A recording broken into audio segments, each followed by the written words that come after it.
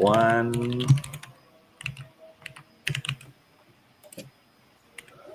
All right. Hello, everyone. We are live. So, hi, everyone, and welcome back to our Jaya Mindset sessions. This session is brought to you by Jaya Talent, and I'm Theo, and I'll be your host for today's session. And first of all, I'd like to apologize, especially for our speaker and all of our audiences, that my camera is currently shutting down automatically somehow, so I'll not be able to showing up my camera where usually I'll showing up my camera. And I also like to thank you for everyone for taking time to join us, whether you are a founder, a builder, or someone simply curious about how to lead with purpose and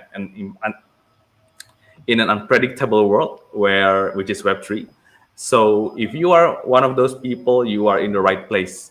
Today, talk is part of our Jaya Mindset series, and we'll be talking about how to think like a founder and how to lead with a purpose. And we will be exploring that separates true founders from the rest, not just by the size of their ideas, but the clarity and courage of their mindset. And first of all, I'd like to introduce a little bit about Jaya Talent. So Jaya Talent is not just like a regular hiring agency. We are more than just a Web3 talent network. We're on a mission to empower builders, dreamers, and also doers to think beyond roles and also lead from within. We believe that mindset is the foundation of every career, every startup, and every big leap forward. And to help us explore this further, we are thrilled to be joined by someone who truly lives this every day. So, everyone, please welcome Constantin Kogan, a founder, entrepreneur, and also investor. Hi, Kogan. How are you today? Hi Theo, I'm good, thank you. Amazing, amazing. Kogan, would you be open to introduce yourself to me and also of our viewers about yourself and also the company that you've been building? Yeah, sure. By the way, Kogan is my last name. Constantin is the first one. Oh, sorry. But Apologize for that. All right, Constantin. Sorry for um, that. so I was born and raised in Ukraine. Lived in different places around the world, but ended up in New York, where I am 11 years. Um, my journey is, I would say, a bit crazy. So I started many businesses. Some of them like failed. A lot of them failed actually. So I've experienced, you know, a lot of lessons on how not to do. As they say, that entrepreneurship is a journey of lessons and pain.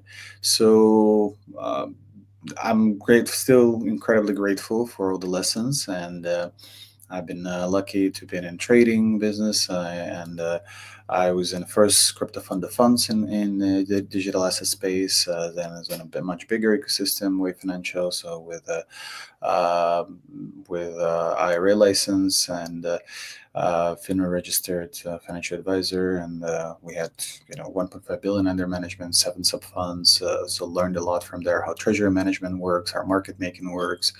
Then later on in my career, I co-founded one of the biggest crowdfunding platforms, where we invested in 1 year only, more than 70 companies, and we did well. We did 44x in 2021. Then continued building, continued growing, and ideating, and then I ended up like a partner in a much bigger group. So we have incubation, VC, market making, prop trading, and now recently was leading TDX, which is essentially it's a wealth creation platform, so yield aggregator with the safest yield, and we're now finalizing AI agents that will uh, take the scoring methodology and the best practices to risk management, to understand the best yield opportunities out there, starting from very, very, I would say, low risk tokenized treasury bills of the United States that can provide you right now somewhere about 4% annual return, to more, I would say, moderate to aggressive one. Your lending opportunities. We integrated with Maple Finance to provide about 10% APY in stablecoins, and RWAs, and different strategy that can go up to 20%. So yeah, that's in a short form. I've been in the space for quite a while. Wrote hundreds of articles, 7 research papers. Try to contribute a lot to to just bringing education and financial literacy to the world and making it more decentralized, more distributed, and allowing people to control their wealth. Really cool, really cool. I see some people here as start to getting interested to know more about the wealth management. I think it's some of the new stuff that they heard, and also it's also actually a new sentence in the Jaya talent community about wealth management. Someone is asking like, is it like asset management as well, like what any investor agencies will do? Well, yeah, if you think about it, what is the primary job of a wealth manager? I mean, to give you an example of the biggest wealth management wheelhouse is United States. United States has about 1.4 million financial advisors, and they come in different forms and shapes, but essentially you need to have a license to be a financial advisor. You need to get your Series 65, etc. Like, and you have regulators that are overseeing these operations to protect the retail from unsolicited advice, from malpractice or some kind of like fluctuations or risky players. So this is a huge industry. We're talking about more than like $15 trillion are in the hands of financial advisors. So you can imagine right now we have a proliferation of digital assets with, Genius Act in the United States, with Clarity Act, with Treasury Reserve Plan. So we have major news coming out that support the, I would say, the final amalgamation, and somehow hybridization of traditional finance and crypto, and it's becoming less risky and more understandable how to get in. You can now get in, and with your 401k, you can have your retirement plan, and basically there are different options how to get it. You can go to trust fund, you can go to ETF. So a lot of traditional managers, they're now actually allowing to get into Bitcoin, not directly, but they have wrappers which are insured. And for traditional investors, it brings more security. Even though they pay more basis points, they pay more, but it allows them to get into the asset. So this is one level. However, there's a lot of there's a huge other sub layers, as we know, in decentralized finance, right? Where the opportunity, for the masses, for DeFi to get even 10% APY, which not a single bank is providing right now, is still incredibly undervalued. We're talking about less than 8 million people actively staking or somehow participating in this industry. And others are still kind of afraid or not sure. They have less trust. They have a lot of myth. Uh, so the more predictable, the more I would say promoted from the government itself, our industry will be. The new flow, of capital we will see, and I think that will help everyone, right? That will help not just to promote pump and dumps. They'll promote to have stable wealth solutions that are distributing the proceeds in a more fair way, and that, in my opinion, that will incredibly help to democratize capital across the world. Amazing. So it's basically like a whole full process on managing someone's wealth and all, maybe companies related wealth. So, like for example, someone's might have a retirement plan in the US, 401k things. So that's not an easy. That's actually not an easy things to do. And I've watched people mismanage their funds regarding that kind of things. A lot of cases out there. So it's really good one that you also basically touching some parts that not a lot of people are interested to be building. So it's really cool. Yeah. And You want to ask something else, or you want me to comment? yes, all good, all good. All right. So I think I would like to jump into the main discussion. Before we jump into the main discussion, I would like to remind everyone if you guys have any questions related with the topics or maybe with the companies that Constantin is building, you can always ask your questions on the comments or maybe on our Telegram group, and I'll be putting that live on our YouTube. All right. First of all, I'd like to say hi first to our viewers. Let's see how many viewers we have here. We have 347 viewers. So, hi everyone. By the end of the session, if you are interested with TDX, I will put every links and also related informations in our group, and also I'll pin it on our on the comments, and so you can check that out. All right. So first of all, as a founders, I've seen that on your LinkedIn you've been building, and also you have been such a really long journey, especially in the Web3. So I'd like to know what are your first thoughts on cultivating a positive mindset in the Web3, because not everyone can be a founder, and especially with how fast and chaotic it can get. Well, first of all, I don't think everyone should be a founder. Like there is this glorified CEO type of stereotype that we have in our head, like that. Oh, like billionaires, like who are like making it happen and they made it. They're so great, but in reality, we're talking about less than a few thousand people on planet Earth who made it. There's a in between. There's a full playing field like of cemeteries, like in between people who tried and they never made it. It's incredibly rewarding, like once you get on top, but it's incredibly stressful on the way, because not everyone is born with silver spoon and someone like like their parents to support them or to give them like the first check and be there to go to their friends and ask to fundraise for them and somehow get this out. Like first, for example, I never had the support. And, like I was born and raised in Kiev. Was during the time of Soviet Union where there's no entrepreneurial spirit whatsoever. Like and even post in like the moment of 1991 and the independent Ukraine, the mindset was very poor. Unfortunately, like people did not have the culture. Like there, nobody was thinking about venture capital or anything close.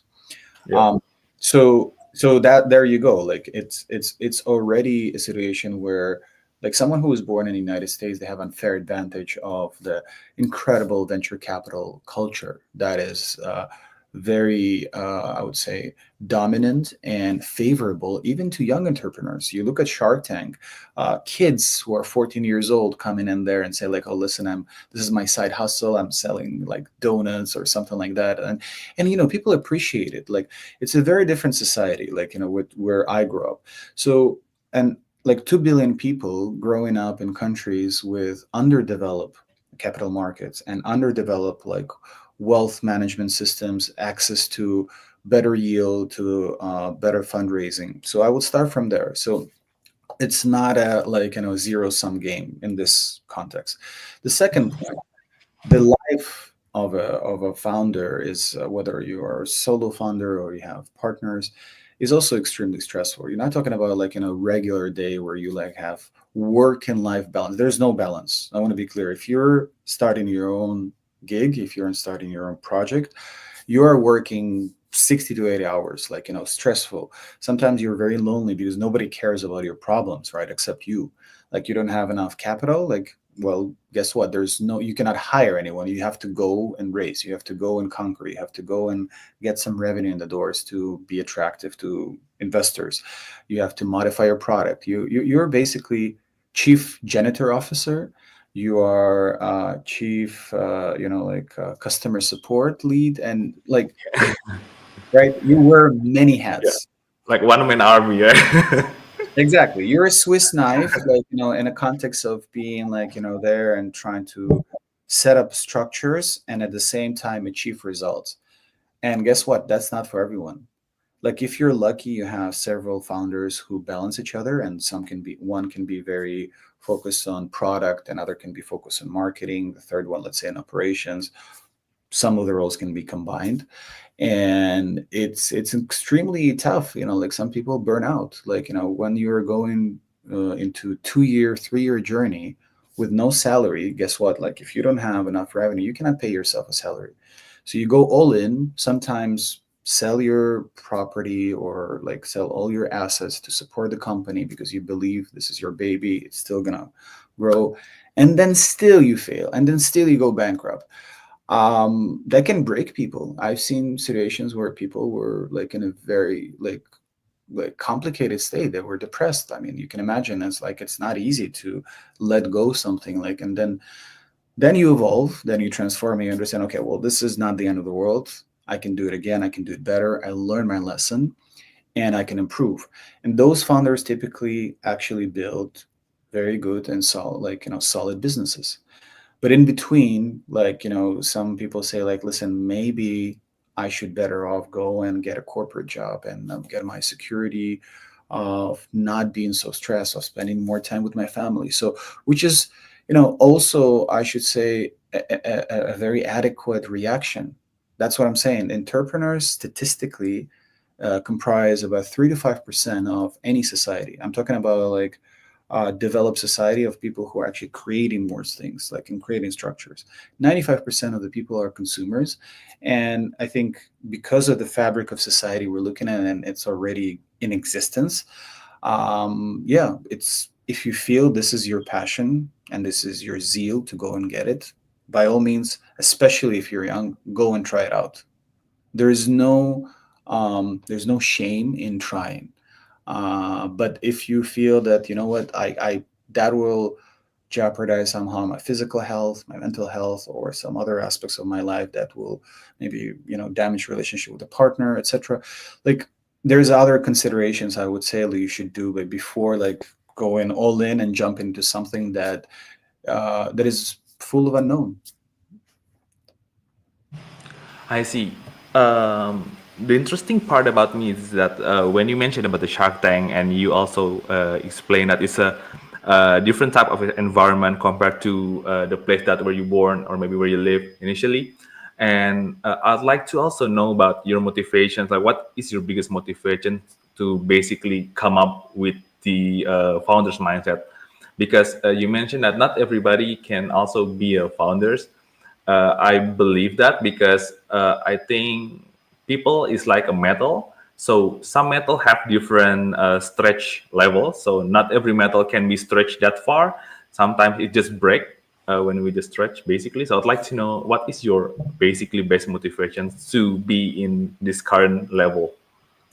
I will flip a little bit your question. To me, from my latest research, of my internal, I would say, research, I found out that motivation is like cheap dopamine. It has a expiration date. So I see.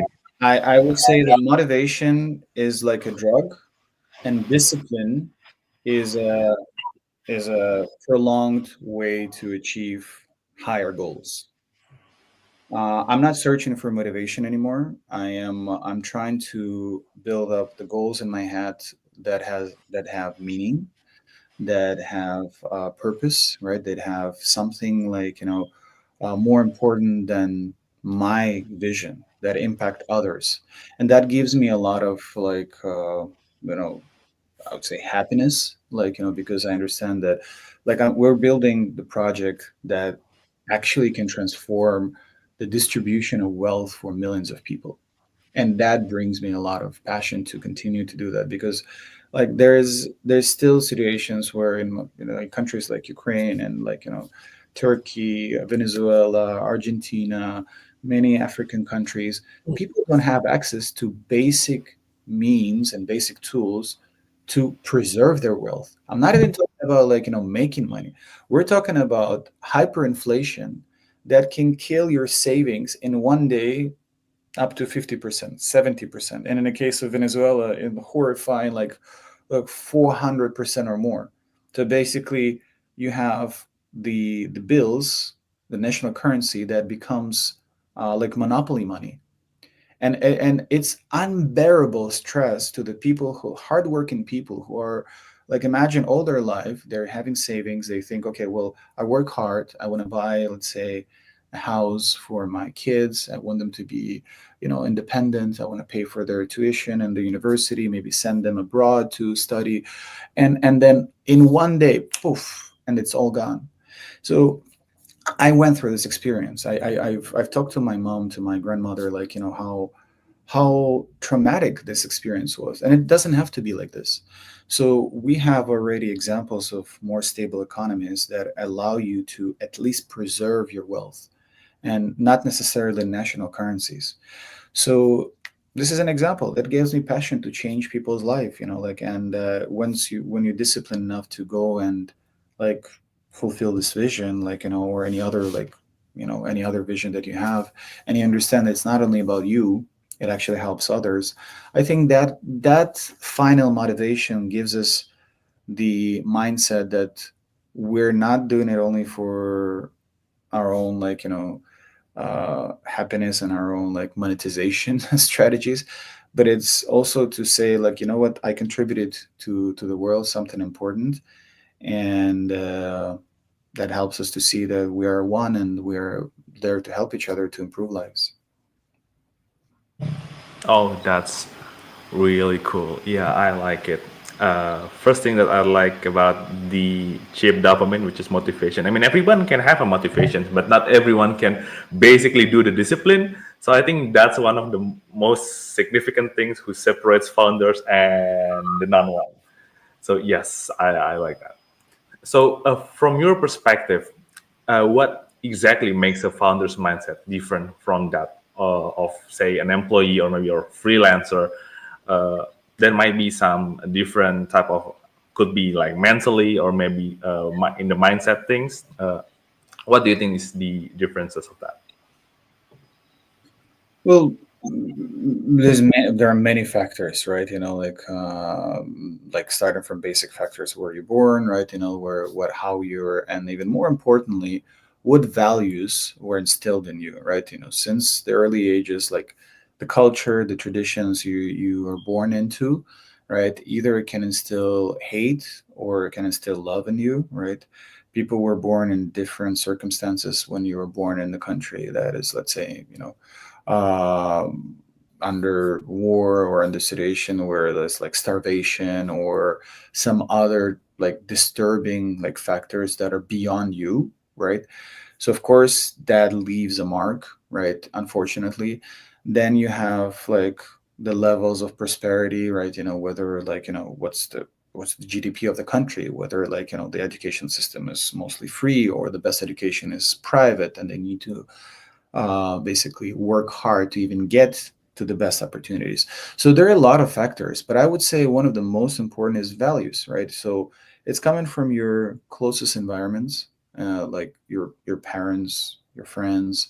If they are like curious people, if there's a study I was reading, I think from the book of Ezra Klein, which showed very clearly that the kids, like, specifically in particular zip codes in the United States, they were born with the neighborhood.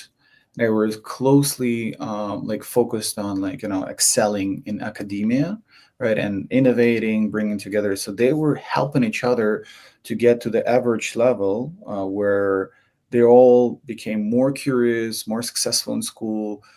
They were doing homework together. Parents were trying to like make some like scientific projects, like, so that helped to elevate even those kids who were not as good at it. Because again, you can have a situation where like a child has a severe ADHD or some other, like, disorders, where just by nature, like, it's really hard for a person to focus or to have some the same capabilities as a person who has different, I would say, environment, like, you're born into. So, but I think something we can control is how those are values, those are habits, and how we always strive to excel and to learn more and to be humble. Be humble. Yes, definitely agree with that. All right. So, next questions that I have is that as a founders, I've seen that you've been building a lot of projects like GamesPad, also. the bullpups, if I'm not mistaken, and currently you're on the TDX. Then during your experience, it's not like 3 or 5 year experience. I think it's more than 10, and you've definitely encountered like plenty of challenges while building and also leading projects. And it's not easy to tackle or maybe handle some part of the challenges that might be usually out of our expectations, and what actually that helps you to stay resilient and also grounded through it all. Mm, the first level is like the ancient saying, this tooth shall pass. I do believe that like all the hardships that is sent to you, if somebody betrayed you, if somebody mistreated you, people don't talk about it a lot, but like business world is also full of sharks and vultures, people who are not wishing you success. There's very if you have few people who sincerely are behind your back and supporting you, that's already a blessing. And then like there's a lot of people who are like very aggressive, and their modus operandi, like their way of living, of thinking, is like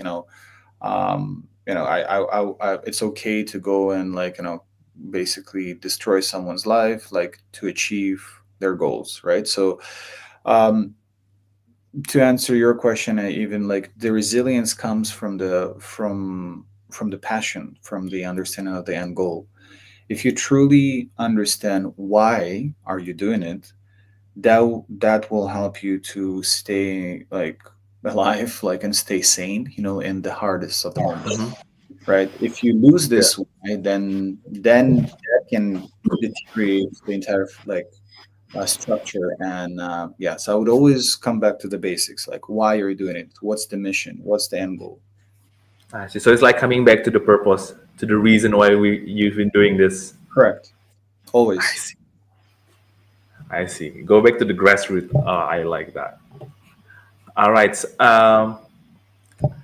It's been such a really cool main discussion. Sorry, and I've even for myself, it's it's been like I've been building some projects previously, especially in the Web3, and it's not easy to basically to stay resilient and also to stay positive all the times because, like you mentioned, sometimes some people betray you, but it's always good to have someone on your back, and I can really feel that.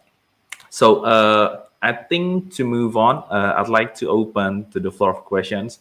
So uh, let me count how many questions we've got here. We've got 6 questions on my DM, 4 questions on the Telegram group, and 5 questions on the YouTube. So, guys, we might only answer 3 to 5 questions based on the time durations, but we'll try to keep it as to answer as much as we could. All right. So the first question is coming to the from the YouTube is where is it? All right, this one. So it's wait, is it showing? Oh wait, it should be showing. Okay, so let me just okay. So the question is coming from the Web3 boy. So his question is, "Hi Constantin, how do you make big decisions under pressure as a founder to make everything still in balance?" There is no formula.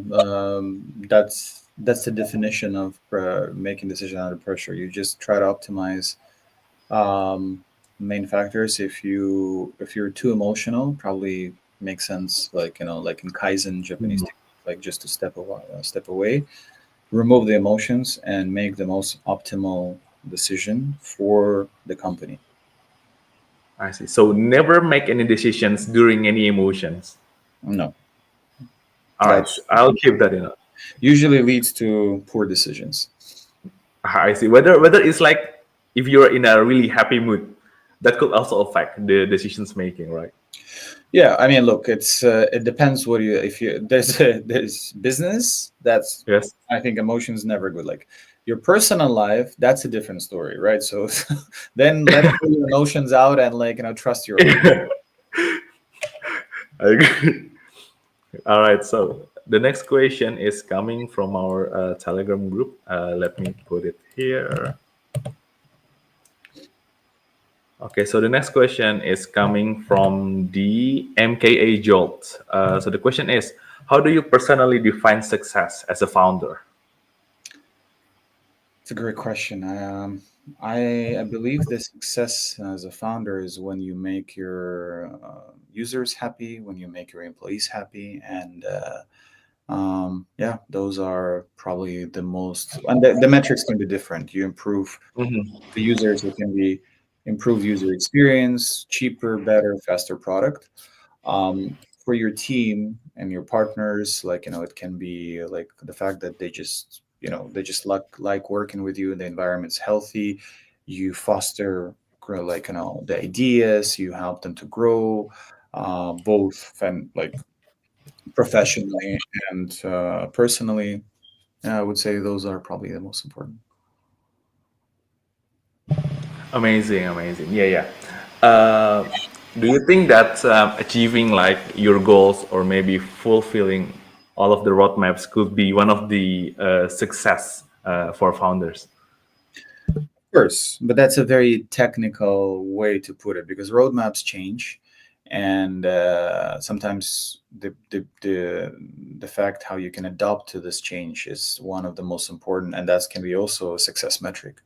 How malleable, how adaptable are you, right? Because I've seen multiple cases even in my career where the roadmaps change dramatically. Like we're talking about 70% because when you start, you think you can predict and anticipate some of the next steps, and then you realize that life can throw curveballs and it changes over time dramatically.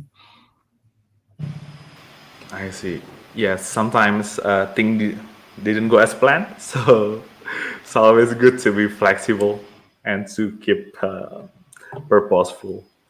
All right, next question is coming from the Sarsoro on Telegram group. So the question is, how do you keep your team motivated when things get tough, especially in the Web3 fast-paced world? I just remind them. I don't think I'm actually very good at it. Like beyond the fact that I just try to remind why we do it, right, and try to just continue and do what needs to be done. I don't think there's much you can do. I mean, of course, you can have a personal approach and understand each person's motivation and what they're looking for, right? From the career growth, from their security, to feel heard, to feel appreciated. But like at some point, you have to just like realize that they will not be able as motivated, and there will be times will be tough. And I think acknowledging those times is also part of the honesty that is important. Like for any founder with their team to talk like in a way in a family, right? To not to sweep the garbage under the carpet and make sure that you just openly discuss, okay, you know what, we're having a challenging time, let's discuss what can be done. I see. So it's not like it's. I mean, in the Web3 world, sometimes market moving unpredictable, and a lot of sometimes it could be a lot of hirings, a lot of layoffs. But I think it comes back to the point that we, as a maybe as an employee or maybe as a staff, we also need to keep ourselves motivated and also know that this thing could move that fast. So it's not always the Yeah, responsibility of the founder and the CEO as well. Yeah. exactly. All right. Next question. It's a quite funny one. So it's coming from the RCKTBNNY. I have a question. Is crying in the shower is part of the founder's growth journey? Some things can get emotional during my experience building startups. Short answer, yes, do it a lot. So have you been experienced this? I don't recall if it was in specifically in the shower, but the overall, yes. Like, listen, tears is a release form, and it's okay to acknowledge that something is not working the way you want it to work, right? And um, as a male founder who's like, we're like general overall like male, like males are not rewarded to showcase their emotions publicly. So yeah, so we do it very silently, like like maybe some before sleep in the pillow when nobody sees. Yeah, I don't remember if it's specifically in the shower. If that's Yeah, every males can have their own place. Yeah, I understand. exactly that. Yeah. All right. So the next question is coming from the Hustle Production. So the Hustle Production said that what's more stressful, bear markets or co-founder drama? Lol, dude, for real, I'm building this project and CFO with drama is killing. Oh, that's a very easy one, for sure. Co-founder drama. You see, bear markets is something that is a cycle that comes and goes, right? And if you have, it's like in marriage, it's like in any Hmm. relationships, right? If you have a strong foundation, if you actually build something together where, like, reciprocally, like you support each other, no matter what, right? It's like you give the all. I mean, think about it, like, being partners in business, it's a very, very strong time consuming connection, right? Because you consistently have to spend time with each other. And if, let's say, it's a physical contact, you're in the same city, same premises, like, you probably spend sometimes more time with each other than with your family. If it's a virtual relationships, and some, especially in crypto, it's very popular when the founders can be in different cities, different countries even. That adds even more complexity, right? Because you don't see each other, but you still have to be synchronized. You have to be on the same Yes. page, right? So, if that main foundation somehow is deteriorated and is not working out, think about it. That is like taking out like the main holdings under your feet. You might feel very, very stressed, like extremely stressed. I'm talking about like those situations where, like, if you're not on the same page with your founder, and then God forbid it goes to litigation or some quarrels, I mean, you start asking yourself the other question, which is more tough, like, why am I doing this? Am I even happy in this, like, Hmm. partnership, right? Like, Yeah. is it worth my mental health to go and make money, right, while I'm suffering, like, while not having common grounds with this particular person? So for sure, if you have good relationship with your team, bear markets come and go. You can like ideate. You can like be resilient, as we talked before, and you can outgrow this cycle. If you have a consistent co-founder drama, that's a It's a red flag. that's not it's a disastrous. It's like same in traditional marriage. You can handle it for a certain period of time, but eventually it ends up in divorce. A crazy statistic that, as actually a lot of businesses, like if you look in one of the top businesses, they're ended Mhm. up not because don't have access to funding, or they're not growing enough, or it's because of ego, pure ego, where two or three Wait. founders did not find the common grounds, and eventually they completely destroyed the business. So yeah, I that's an easy one. So, like, having a wrong CFO could basically lead up to you asking yourself, like, is it the things that I really wanted to do? Because Of I course. think because so if I may say if I may ask, it's actually one of the questions that I've received in the DMs as well. As a founder, if you have to pick a co-founder, which will be your priority? Is it someone with skills, or maybe someone who have the same mindset or maybe same goals with you, but doesn't really have that kind of skills? That is a very tough one. I think there is no one good answer to this question. I think it's always a combination.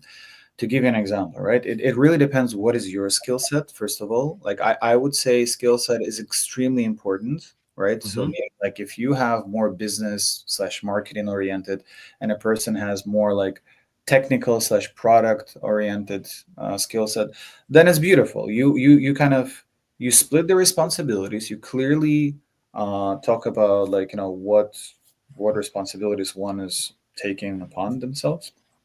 Number one, what I would highly recommend is basically agreements in the beginning, like in writing, specifically like shareholder agreements and like like people like what happens in the worst case scenario. People don't want to talk about it. They don't want to think negatively, but eventually it's business. It's about risk management. It's about what can happen, like that's not controllable and.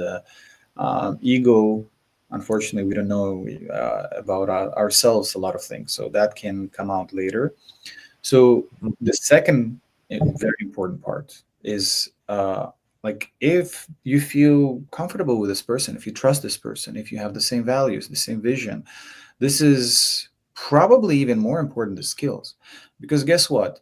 In a conflict situation, a person that is flexible, that is trying to like have skills of self-reflection, right, can, even though like she or he can be not correct on some matter, can reflect on it and maybe in a few days come back and say, listen, I'm sorry, I didn't mean to hurt you, like I understand I was incorrect and this and that. A person who is like a zero emotional intelligence and it's super aggressive, will pursue the kind of the aggressive stance till the end and basically will destroy everything. So it doesn't really matter what skills they might have, right? Eventually, like it's a destruction mode. And you can see like founders coming in and out, like, where when it can be incredibly smart people. Like Hmm. you can see, you can actually measure the level of like autism or other like levels of people who are like geniuses, I would say, but how awkward they might be in social settings. And if they're not able to cope with it or build a team that will balance them, eventually it's a self destructing mechanism. So I would highly recommend to very, very carefully pick a person who you have the same set of values, same vision, and talk about things that are important. How will you resolve conflicts when they occur? I see. I understand. I think that's the reason why some companies or maybe some startups, the founder and the co-founder sometimes they not really know each other previously, but when they try to create something, they just getting know each other that at that time. So it's not always having a friend as a co-founder, but sometimes it could be a stranger and then it becomes a friend. Yes. And if you're lucky, like sometimes it can be a good compatibility, right? Mhm. But it's like lottery. Like at the end of the day, Yes. do you like as a young person, you can experiment, you can go out and like just connect with friends you met first time, first day, and you're like, oh my God, this is such a smart human being. I want to learn from him. I want to learn from this person. Let's go and do something together. And that's totally fine. But then over time you experience that, okay, well, like it's all great, the first impression is like also intuitively important, but then you go to a level, okay, what happens next, right? What will help us to kind of maintain this connection longer by setting up a set of rules and being disciplined enough to, even in the hardest moments, to come back to the foundation and to the values from which we started off, right? So Mhm. I'm not against making business with friends, by the way. I think it's beautiful if you can maintain the structure of your relationship, which are based on trust, respect, mutual understanding of like like that. How do we resolve conflicts? And the ideal scenario, by the way, it's when it's three people, right? Because when two people collide, right, and it's like 50-50, and it's hard to find common grounds, then that's challenging. It's always good to have like a third opinion, like an Mhm. arbitrary, like not judge, but like an Like a arbitrary. backup. So. Yeah. So that's another way to do it. Like if you're not able to find the common grounds, maybe it's good to ask for an advice for someone who will be a mediator and who will help you to kind of come to come to a conclusion which will be mutually beneficial. But unfortunately, the founder's ego, especially those one who are super successful, Mhm. that becomes very challenging because you have your internal feeling that the other person is incorrect. 100%. Like there's no teeny tiny doubt that the other person might have their own perception of this conflict. And if you're so blocked and you're so like narrow-minded from this conflict, then there is no alternative solution. So that's like I would say one of the most important qualities I would suggest to search in your business partner is like, are they actually like faking that they are flexible and they're like Uh-huh. able to accept their mistakes, or they're doing it. And there is no way from there's no other way by testing it, because words are cheap. You can say whatever you want if you're super excited in the beginning, right? Yes, true. Yeah, very interesting. Yeah, really, really interesting. All right, so, that was incredible. Thank you so much, Constantin, for sharing a lot of insights. Personally, I'm actually learned a lot from your insights because it's not it's not just. I mean, as you mentioned, that everybody, especially for the young people, they can basically try and testing and everyone, but sometimes when after days after times it comes to the point that they actually have the skill to actually filtrate which one could actually be the business partner for them, uh, based on their experience on maybe puzzling them business partner before. And for the last question that I have is actually, since the beginning of the Jaya Talent series, discussion series, we always have this mysterious question, the secret questions that our community requested to be asked during the sessions to our speaker. And it is different for every speakers. And so for today's question, our secret question is, so just a disclaimer. So this question has been voted by our communities in our Telegram. So the question is, if your journey is a movie, what will be the genre and the movie title, if you can mention one? Sci- Sci-fi, Sci-fi. for sure. Um, and the second part, sorry, I just want to make sure I understand it correctly. Yeah. So the second part is, could you mention the title if you remember one? The title of the movie, or Yes, the title of the movie. Or maybe you can pick your own title. That could also work. I mean, one. It would be hard to pick one. I would need to pick between like, cause I'm a big fan of Matrix. I'm a big now. Okay. I was watching Foundation recently by Isaac Asimov, because which is based on his novel, and I think it's an incredible show. And yeah, sometimes I feel like we live in a simulation, and we pick leaders who have no empathy, and somehow the majority of intelligent people across the most successful countries, the most intelligent countries, are in consensus that are picking leaders that are more aggressive and creating more damage, sadly, sometimes than the great or good. So yeah, it's for me it's been surreal because of what happens like in the two countries that are very close to my heart, and then all the conflicts you read the news. It's like very depressing. So, but at the same time, I do believe that there is everything happens for a reason. There's a very clear cause and effect to every single thing that is happening with us as humanity, as one big soul, and with every individual as well.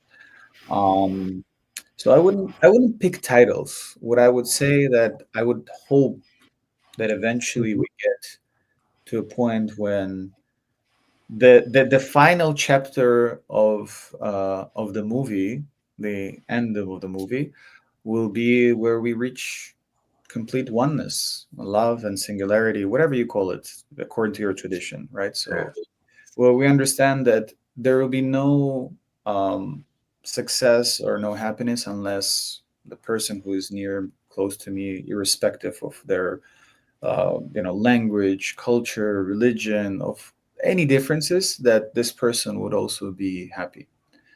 I would really hope that this will be the end movie. All right, Worlds. That's actually could be one of the best series if we put that on Netflix. That's the ending that everybody is expecting from a lot of series. All right. All right. Thank you very much, Constantin, and thank you very much for our 300 plus viewers on YouTube. And to everyone who tuned in, if there's one thing to take away from today's session, isn't it's this that a strong mindset will serve you not just in business but in life. Choose your partner wisely, and if you found this helpful, make sure to follow Jaya Talent on X and also LinkedIn. Also follow Constantin on his LinkedIn as well. I'll put that, and also later on I'll put the all of the related link about the TDX and also some materials that you guys might be interested to check in.